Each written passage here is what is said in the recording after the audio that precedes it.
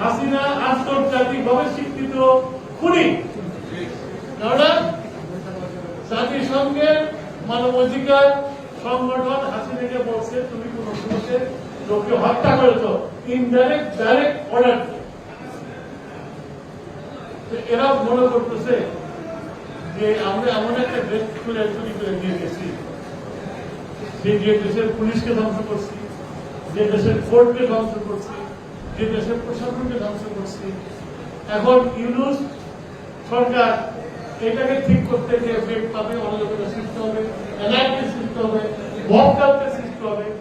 এই ঘোলা পানির মধ্যে ওনারা বোধ আবার ক্ষমতায় আসতে যাবে।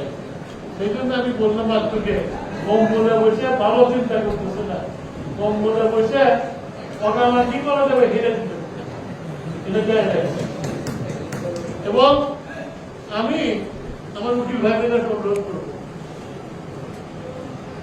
আপনি যদি অন্যকে সম্মান না দেন, আপনিও নিজের সম্মান দিতে পারেন, দাবি করতে পারেন না।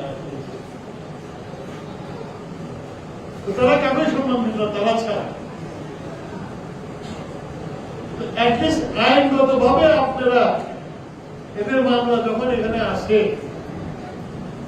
তখন তাদের পক্ষ নিয়ে কেউ লিড করে মানবতার বিরুদ্ধে অপরাধ করছে। আমি তো জানি মানুষ মুখ খুলতে পারে না।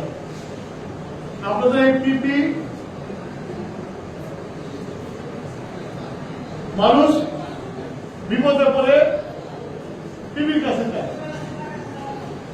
অনেক বিপদগ্রস্ত আসামি স্ত্রীরা তার কাছে স্থানান্তরিত হয়েছে। এটা বিভিন্ন আমার কাছে আছে। এরকম উকিলের তো বারের সমাধি থাকার কথা না, বারের সমাধি থাকার কথা না, যারা এই ধরনের হরকত করে। তো আমি এটুকু বলতে চাই যে এই দেশে শান্তি আসতে পারে একটা সুস্থ নির্বাচনের মাধ্যমে। সে নির্বাচনে যে দিক দিতে সে আসবে। এই সরকার রিফর্মের কথা বলছে, আমরা গত 2 রাত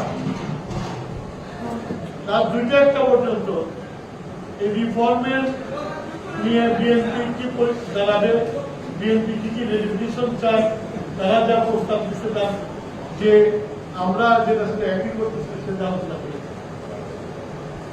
অনেক কিছু একবারে করতে যাচ্ছে, কিন্তু অনেক কিছু একসাথে করা যায়। ওনারা গণপরিষদের কথা বলতেছে। বাংলাদেশ তো নতুন করে স্বাধীন হয়নি, বাংলাদেশের কোন শাসনতন্ত্র প্রয়োজন নাই। বাংলাদেশের শাসনতন্ত্রের একটা বুনিয়াদ আছে, যে শাসনতন্ত্রের ভিত্তিতে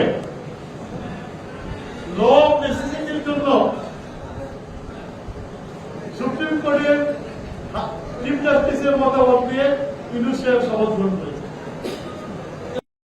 হাসবুনাল্লাহু নি'মাল ওয়াকিল, নি'মাল মাওলা ওয়া নি'মান নাসীর।